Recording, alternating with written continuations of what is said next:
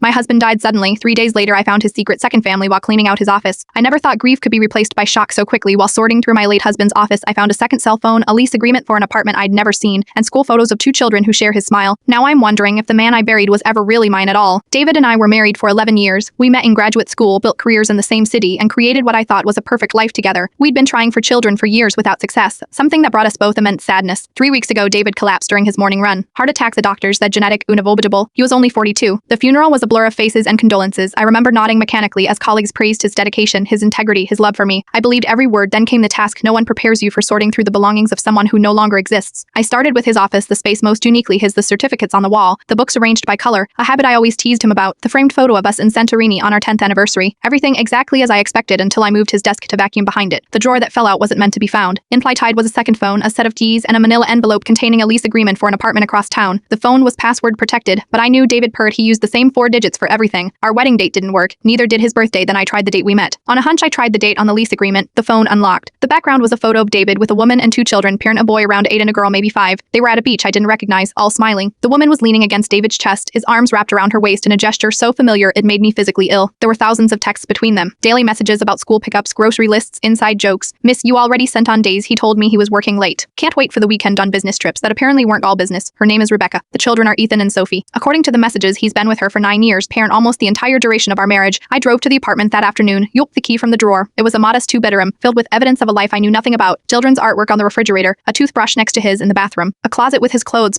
different clothes, casual ones I'd never seen him wear. On the bedside table was a framed photo of Rebecca pregnant, David's hands on her belly. The date on the back was 7 years ago, while I was undergoing fertility treatments, crying each month when they failed. My husband was raising another child with another woman. I haven't contacted Rebecca yet. I don't know if she knew about me. Part of me hoped she didn't parrot that somehow I am not the only one who was betrayed yesterday. David's lawyer called about his will paternally. There are complications he needs to discuss. I already know what they are. I am sitting in our my pair to living room, now surrounded by sympathy cards celebrating a man no one really knew. The grief I feel isn't just for David anymore. It's for the life I thought we had, for the children we never conceived, and for the woman I was 3 days ago who still believed in the power of truth. They say the dead can't hurt you anymore, but some betrayals reach beyond the grave.